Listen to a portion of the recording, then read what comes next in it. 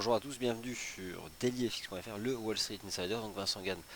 Pour vous retrouver, on va faire le point sur quoi d'ailleurs? Et bien sûr, la progression de l'inflation aux États-Unis à 14h30 au mois d'avril, c'est l'indicateur avec un grand L apostrophe, un grand I qui a amené la Réserve fédérale à relever ses taux en 2015 et qui pourrait à nouveau l'amener à relever ses taux cette année. En tout cas, le dollar US progresse depuis 2 semaines.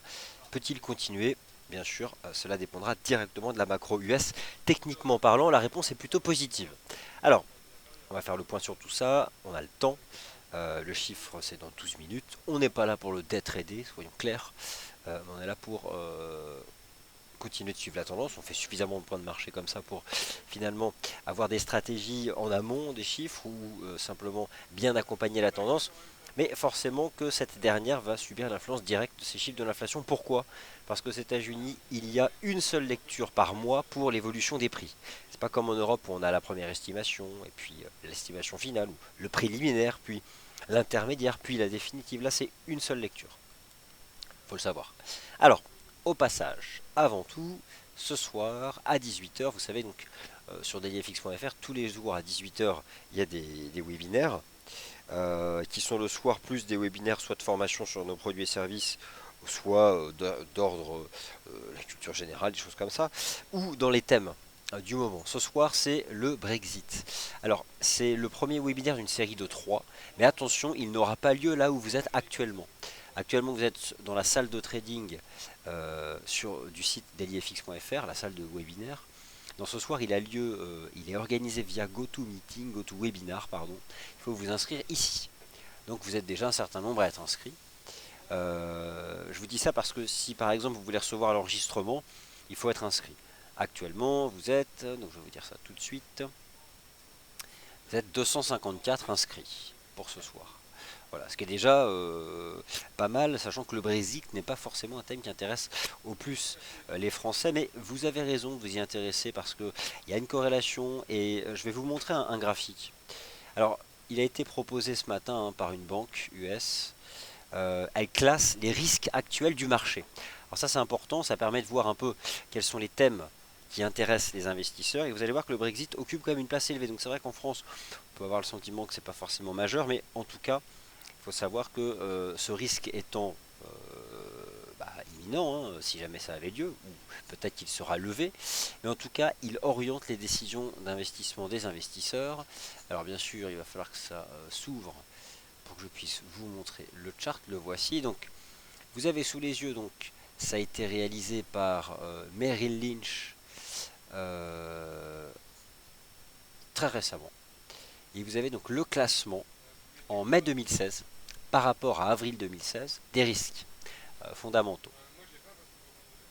Alors, clairement, le Brexit, le risque de voir donc le Royaume-Uni quitter l'Union européenne apparaît ici en première position, puis vient la Chine, puis les échecs de politique monétaire quantitative, la politique aux États-Unis, le risque d'une récession aux États-Unis, la géopolitique, etc., etc. Donc on peut voir à quel point reste en première ligne le risque du Brexit et le risque d'évaluation, en tout cas de dépréciation non contrôlée de la devise chinoise et de défaut du secteur financier chinois, mais ça c'est un autre sujet. En tout cas, donc voilà, dans l'immédiat court terme, le marché se concentre dessus.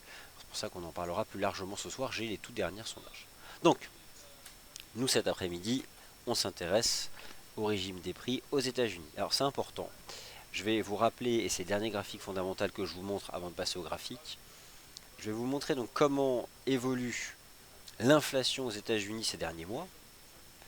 Donc ça c'est bien sûr majeur, hein, puisque ce qui compte en fait, c'est la dynamique de cette inflation sur les derniers mois.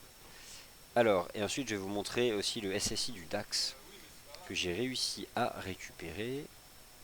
Voici donc un histogramme qui représente le taux d'inflation en rythme annuel aux États-Unis. Donc ici il s'agit du premier relèvement des taux de la Fed, c'était en décembre, où voilà, l'inflation à la consommation, donc c'est le CPI, hein, l'inflation à la consommation avait atteint l'objectif de la Fed, ce qui avait amené la Fed d'ailleurs le 17 décembre, le 16, à relever ses taux.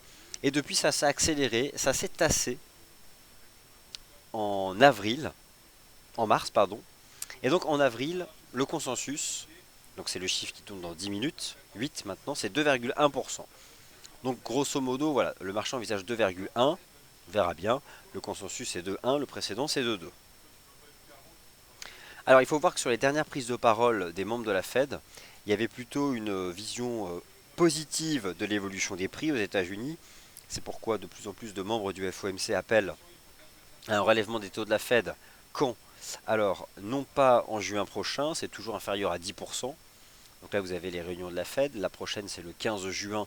Elle est importante, cette réunion, parce qu'en fait, sur les 8 réunions annuelles de la Fed, 4 sont importantes, puisqu'elles sont à la fois une décision de politique monétaire et en même temps une conférence de presse de Janet Yellen. Donc bien sûr que cela est important. Donc en 15 juin, ça reste faible. Le 27 juillet, pas de conférence de presse en plein cœur de l'été. La driving season aux États-Unis, il n'y en aura pas. Donc ça peut être le 21 septembre. Et c'est clairement sous cette réunion du 21 septembre sur laquelle le marché se projette.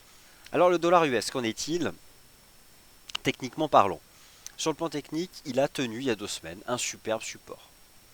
Voilà, vous avez, et regardez un peu, lorsque vous hésitez, lorsque les chandeliers japonais ne vous parlent pas forcément, ou lorsque vous comparez un cours de clôture et son analyse technique avec les chandeliers japonais et son analyse technique, n'hésitez pas, c'est le cours de clôture qui détient la vérité. C'est là où le marché s'accorde à la fermeture d'une période de temps sur un prix. Donc, le DXY, en chandelier, à l'époque, on voit qu'on bascule en dessous, mais à la clôture, en début du mois, on a parfaitement tenu donc le support horizontal. Vous avez là les cours de clôture en données hebdomadaires sur le dollar américain. Et donc depuis sa relance, 2 semaines de rebond, mais qui finalement ne sont pas non plus 2 semaines de rebond hyper amples, techniquement parlant, il y a la place pour continuer de progresser. Ça c'est une chose. Alors maintenant on peut regarder le dollar US de FXCM. On a à peu près la même approche. On a réalisé une structure en V-bottom depuis cette zone support majeure. On voit qu'on a refranchi les moyennes mobiles. Elle commence à changer de direction. Ce qu'il faut par contre avoir à l'esprit, c'est qu'il y a tout à fait la possibilité d'un mouvement de retour. C'est toujours pareil, lorsque ça fait 2 semaines qu'on monte, on peut retracer, tout comme on ne peut pas retracer, et continuer de monter en ligne droite. Alors là, il y a eu un début de retracement là avec la MM50 jours qui est venue, on voit, attraper le cours par le bas. Mais on est dans cette zone où la MM va, les moyennes mobiles vont remonter, il faudrait qu'elle MM va dépasser MM50, enfin bref. Bon, en tout cas, le dollar US reste bien orienté, et sur le plan technique, il peut progresser davantage. Si l'inflation US était légèrement inférieure aux attentes, ça permettrait peut-être de l'attraper sur un support. Bon, ça c'est bien marrant. Quels sont les points importants sur les paires majeures? Alors actuellement, de toutes les paires majeures, la plus inintéressante, ça reste l'euro-dollar, hein, sauf pour ceux qui ont vendu à 16. C'est la moins lisible du point de vue du directionnel, je dirais, même si ça glisse. L'USD CAD, c'est propre, le taux USD CAD, à peine freiné par la poursuite de la hausse du prix du pétrole. Bon, le marché est cassé par le haut début mai. Alors c'était le dollar, hein. La moyenne mobile à 20 jours qui attrapait toute la baisse. Vous êtes en données journalières ici depuis le début de l'année. On s'est mis en range entre 1,2750 et 1,30. Je ne sais pas combien de temps va durer le range, mais j'envisage qu'à terme, on finisse par, pourquoi pas, tenter une extraction haussière. Après, cela peut rester parfaitement latéral. Moi j'ai un point, mais c'est plutôt du swing, mais ayez-le en tête. La MM20 va commencer à monter. Regardez, elle change de direction. La dernière fois qu'on a eu une MM20 haussière, c'était fin janvier dernier. Donc elle commence à changer de direction. Je pense que tôt ou tard, soit elle va venir attraper les cours, soit les cours vont venir vers elle. Là, ce sera un bon point d'entrée à l'achat.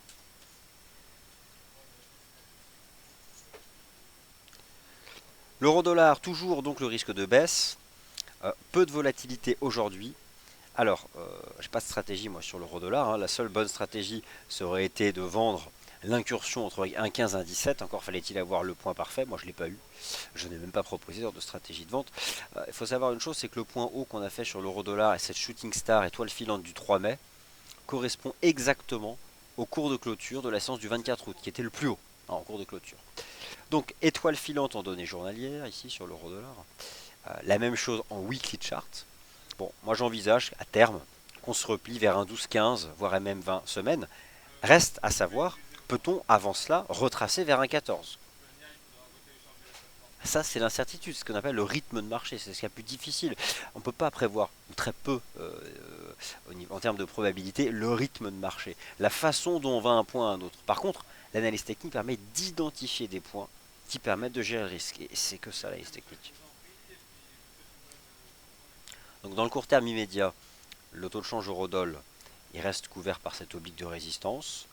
On voit la mise à plat de la moyenne mobile à 20 jours.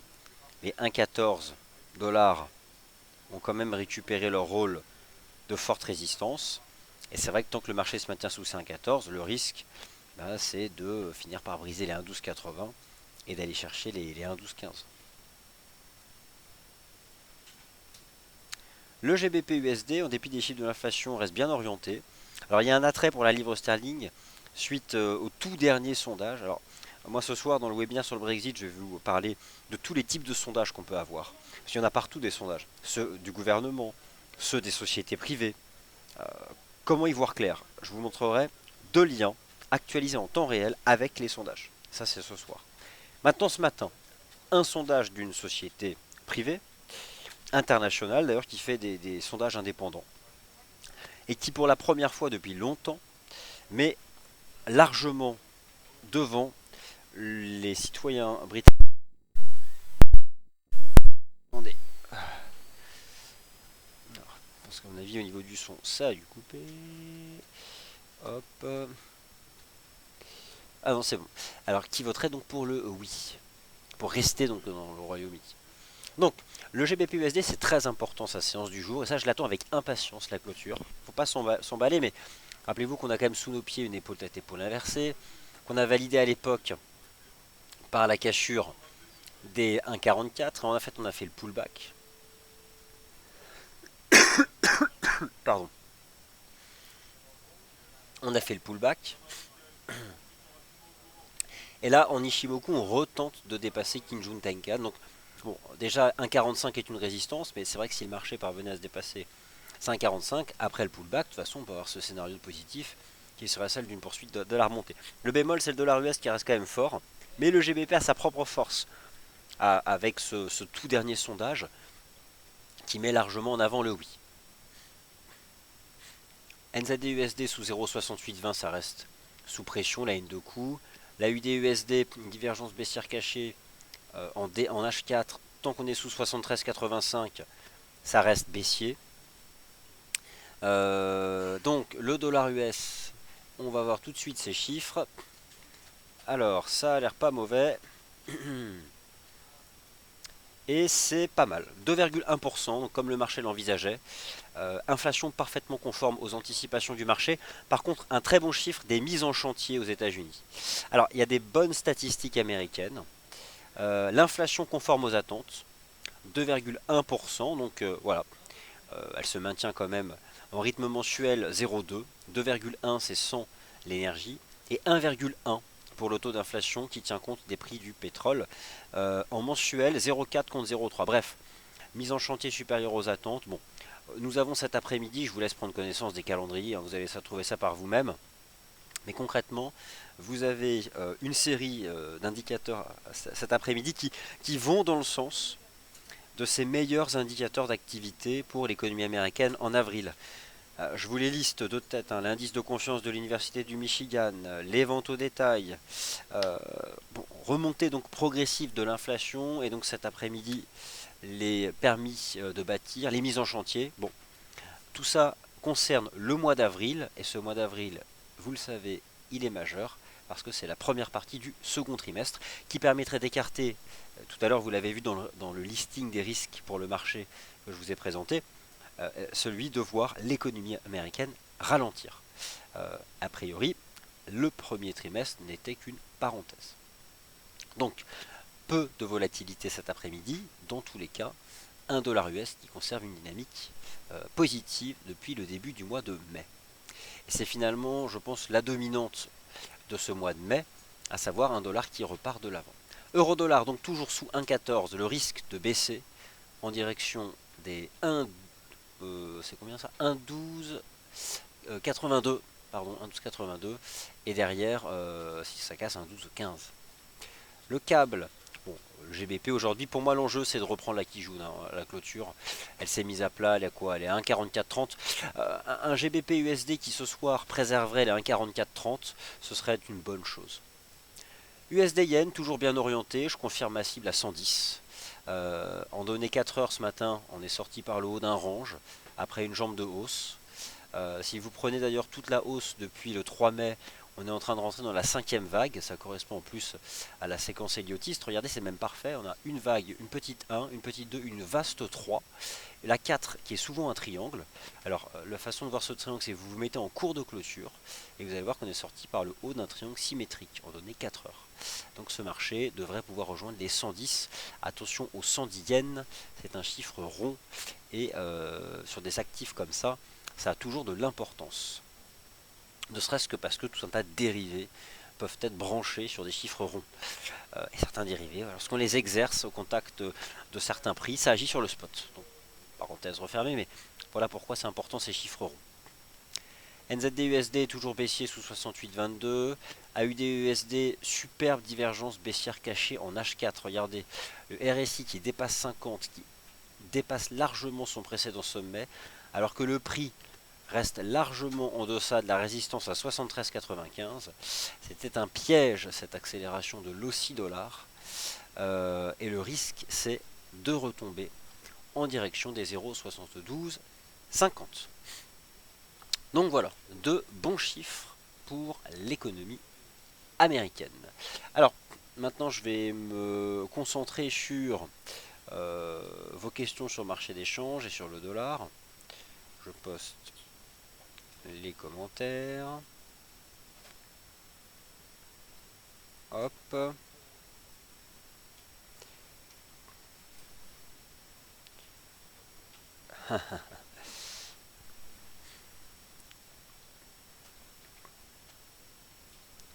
Alors question pourquoi le webinaire ce soir n'a pas lieu au même endroit, figurez-vous que bon, on a noté quelques difficultés parfois de son, d'image avec le logiciel actuel. On teste potentiellement un basculement sur d'autres logiciels, donc voilà, en tout cas ça aura lieu sur GoToWebinar et ça me paraît déjà beaucoup plus stable.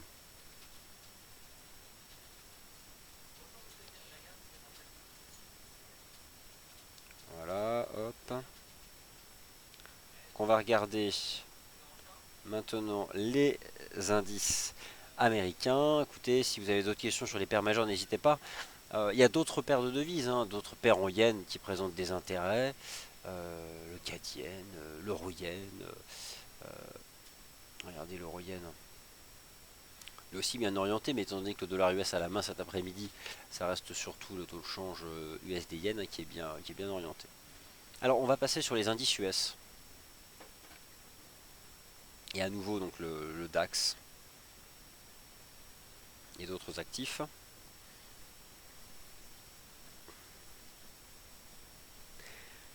Alors, en Europe, si on reprenait le DAX par rapport à ce matin. Alors, je reprends ce que j'ai proposé tout à l'heure dans le Day Trader. Le range du DAX, 9750, 10109. Tout à l'heure, en données horaires, je vous ai proposé un petit objectif de vente qui a été atteint et même largement dépassé. Il s'agissait de rejoindre la moyenne mobile à 20 heures et le bas du canal. Le marché tente désormais de sortir par le bas du canal.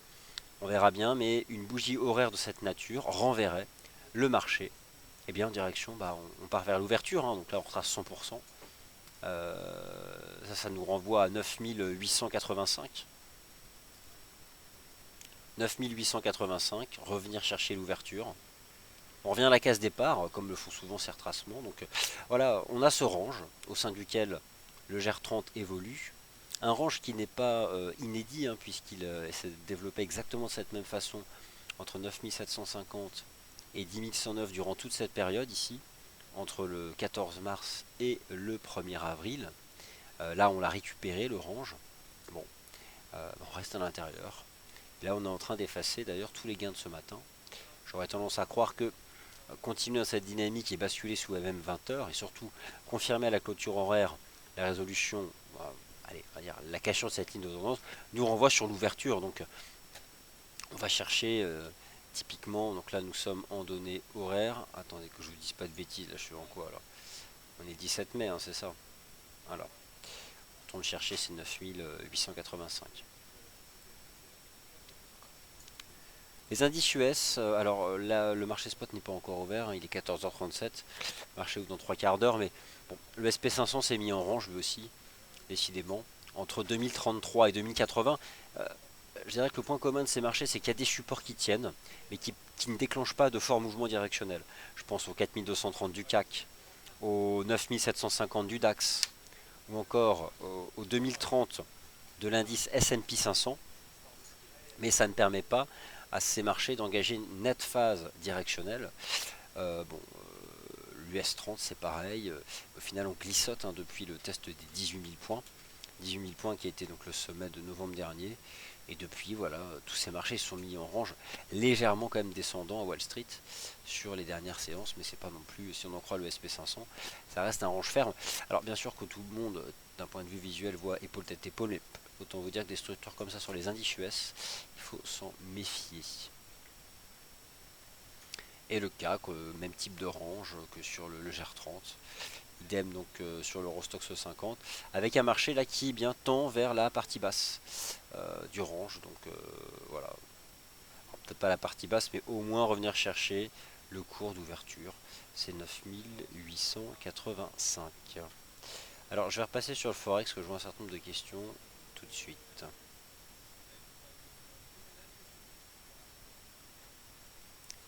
Alors je fais pas de lien entre la stat US et les indices US. Hein. Les indices, honnêtement, je vais là où il y a une lisibilité technico-fondamentale. Elle est sur le marché des changes.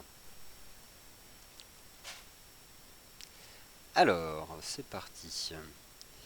Les bons chiffres américains devraient faire monter les... Il n'y a pas de lien en fait.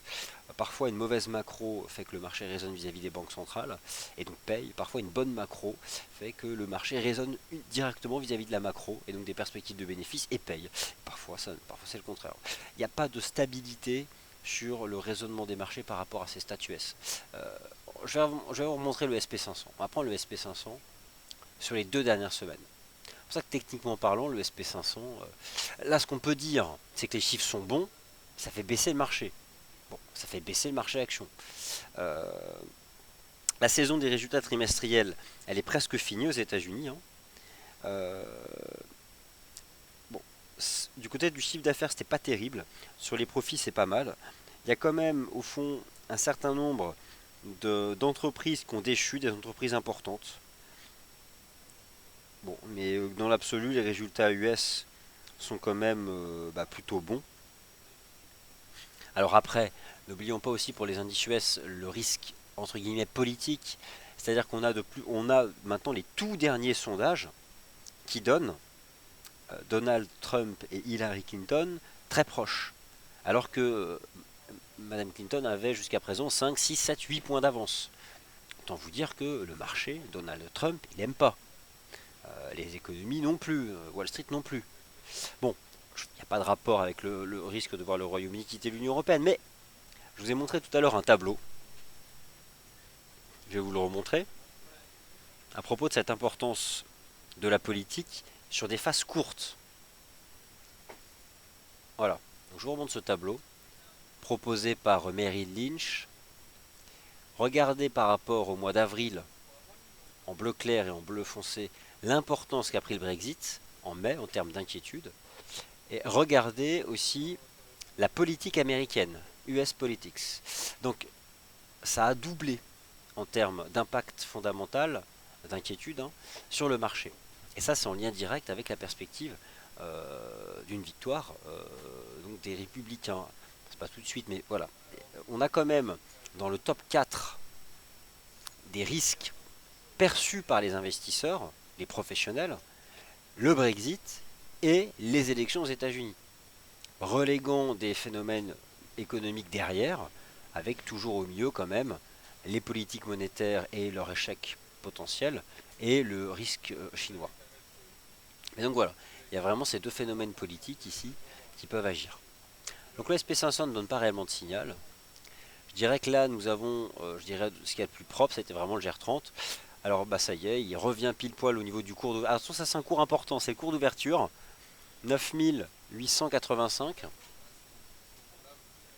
C'était donc le cours d'ouverture de cette première bougie ici en données horaires pour le GR30. Ça peut être aussi l'aboutissement de stratégies de vente qui ont été mises en place ce matin, notamment lorsque le marché a rejeté dans la partie haute du range, ou encore a cassé la moyenne mobile à 50 heures, ou encore a cassé la 20 heures. Voilà, là c'est un prix important. Donc c'est susceptible de faire réagir le cours. 9885. Alors il est certain qu'une cassure horaire des 9885, si c'était le cas, mais ça peut stopper la baisse pour un temps, quoique c'est pas parti pour. Bon, derrière on revient en bas, hein. Je rappelle c'est 9750, 10110. Mais c'est l'aboutissement, c'est un gros niveau technique, hein. Là c'est la toute première bougie horaire. On a retracé encore une fois 100%. On est actuellement dans un environnement où tout retrace.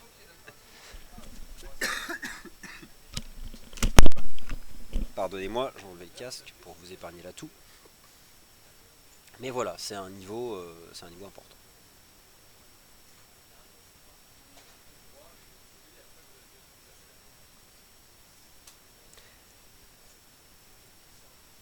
Alors ça c'est en fin d'année, hein, c'est en fin d'année. Alors ça c'est une bonne question. Enfin, toutes les questions bonnes, visiteur. Est-ce que d'après toi les indices sortiront du range? Alors, il est certain que le Brexit, la perspective de la Royaume-Uni de l'Union européenne représente un risque. Finalement, c'est presque logique, comme vous le dites. Pourquoi envisager des investisseurs qui s'exposeraient massivement aux indices de la zone euro et européen à 3 semaines du vote? Sauf si se multiplient les sondages donnant gagnant le maintien du Royaume-Uni dans l'Union européenne. Mais vous allez voir une chose, c'est ce que je vais vous montrer ce soir. Un sondage, c'est bien, mais un sondage reste un sondage. Et déjà, un sondage, ça reste un sondage par nature. Donc, ça ne fait pas la réalité d'un vote. Vous allez voir ce soir que des sondages organisés par des maisons privées, il y en a plein. Celui de ce matin marque les esprits parce qu'il donne largement le oui gagnant.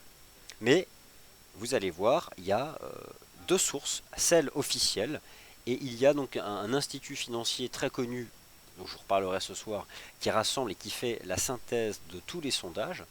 Bon, on ne trouve pas partout 55% de victoire pour le oui. Alors vous voyez le GR30 qui réagit sur le cours d'ouverture. La séance se décompose comme suit aujourd'hui. Là vous avez la bougie horaire d'accélération de ce matin, l'ouverture, et là on a tracé 100%. Et on réagit. Le cours d'ouverture 9885. Et là, le plus bas, 9885. Regardez. Donc, en première intention, le GR30 réagit sur le prix d'ouverture donc du chandelier de ce matin.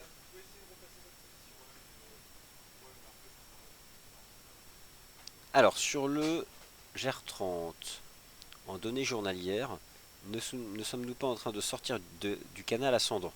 Alors, le canal, on en est sorti, mais en données horaires. Cette ligne de tendance, on l'a brisée. Elle a été brisée et le marché a rejoint dans la foulée le cours d'ouverture. Par contre, il n'y a pas de canal ascendant en D1.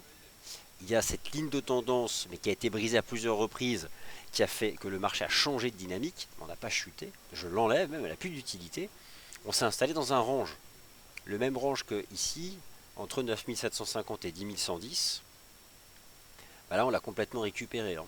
Entre 9750 et entre 9750 et 10110.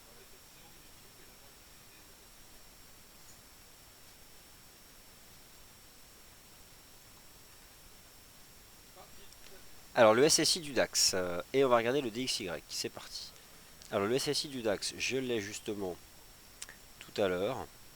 Il n'est pas significatif. Sans surprise, cela confirme l'environnement du range. Les positions longues et les positions short n'ont pas de direction nette, elles sont flattes l'une et l'autre, ne se croisent pas. On est dans une situation très différente de ce qu'on a connu récemment, où c'était directionnel. Il ne se passe plus rien, ça s'entrecroise, sans confirmation, c'est flat. Donc, actuellement, le Speculative Sentiment Index du GR30, c'est le CFD GR30, là que vous avez sous les yeux, confirme cet environnement de range entre 97,50 et 10.109. Et pour aujourd'hui, pour ce qui est de l'intraday, l'importance du cours d'ouverture, ici du GR30, à 9885, qui vient de faire réagir les cours. C'est un objectif de cours pour les vendeurs de, je dirais, depuis la fin de la matinée européenne.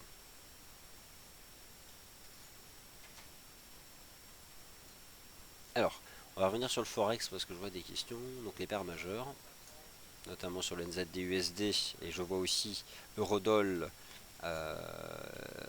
NZD-Yen. On va regarder tous ces actifs. Alors le NZD-USD, bah écoutez, toujours sous 68,22 $. Le NZD-USD, je dois admettre sa nature compliquée, mais regardez, depuis le double top, cassure de la ligne de coup. Alors, on pouvait s'attendre à ce que ça chute, ça a chuté quand même, mais finalement on fait un tout petit range sous la ligne de coup.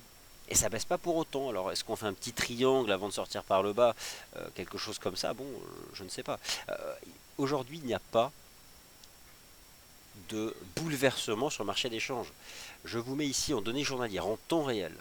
Bon, c'est du weekly chart. Ok, on va se mettre en daily. Le dollar US, aujourd'hui, il fait une petite bougie, un petit range, mais bon, les chiffres du jour sont dans la dynamique de ce qu'on observe depuis la semaine dernière. Ils sont bons, sans être largement au-dessus du consensus.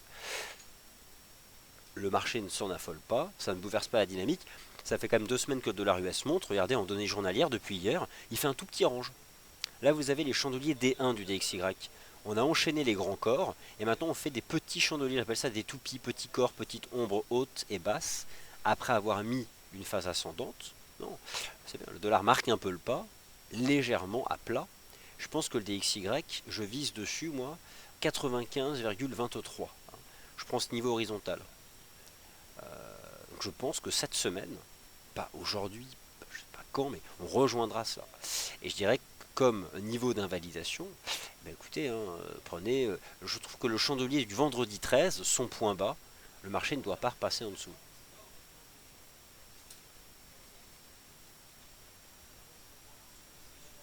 Donc non, le NZD-USD, ben écoutez, rien de nouveau sous le soleil depuis ce matin. Hein. Le câble, ça vaut vraiment le coup d'attendre la clôture. Alors, voir vraiment, parce qu'on a eu une accélération ce matin du câble qui est liée à, encore une fois, un sondage. Et qui n'est même pas officiel. C'est une maison privée qui l'a fait. Mais on en reparlera largement ce soir du Brexit. Quelqu'un me demandait où se trouve le lien pour s'inscrire.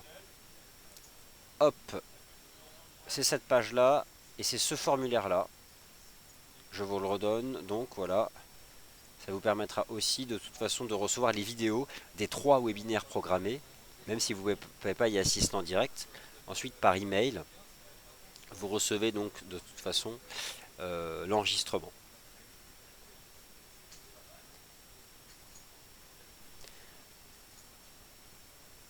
Bon, écoutez, le marché, on est au même endroit depuis l'ouverture du webinaire. Rodol 1.13.10.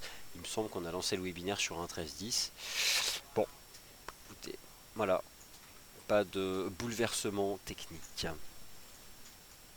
Et on a en effet des mises en range en Europe. Alors attention tout de même, mise en range depuis, allez, le 9 mai en Europe, des ranges assez étroits qu'on a sur le DAX, vous l'avez compris, qu'on a aussi sur le CAC entre 4230 et 4380. Pour l'instant, les supports ont tenu, mais les toutes premières résistances aussi. C'est typique d'un range trading d'ailleurs. Sans volume, assèchement du volume et des données de Speculative Sentiment Index non directionnelles, non décisives en fait. Donc c'est typique de cet environnement de range. Et jusqu'à preuve du contraire, il faut continuer donc de le suivre ce range. Non, non, tout le monde peut s'inscrire, chers visiteurs, au point de marché de ce soir.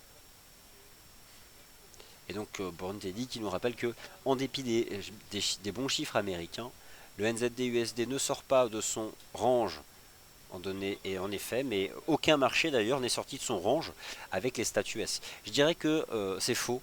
Là où il y a le plus de volatilité réalisée aujourd'hui, c'est pas sur le dollar US, c'est sur les indices boursiers. Essentiellement une volatilité baissière. Sur le GER30, en intraday bien sûr, sur le CAC, vraiment le cadre de day trading. Hein. C'est simple, on a effacé 100% de l'avancée des 2 premières heures de la séance.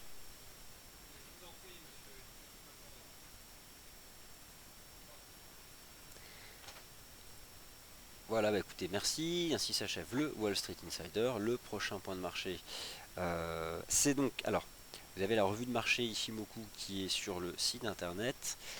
Je vous invite à aller la visiter. C'est comme chaque mardi, ça a été réalisé ce matin. Revue de marché Ishimoku, c'est tout chaud. Voilà, vous allez donc en page d'accueil du site dailyfx.fr, vous cliquez là, vous retournez en page d'accueil et vous cliquez sur ça.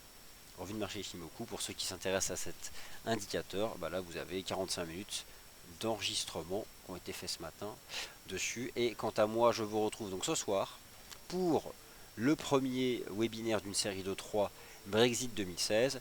Et ce soir, on fera essentiellement un topo sur les sondages. Et je vais surtout vous donner les 2 liens majeurs pour avoir les tout derniers sondages dès qu'ils tombent.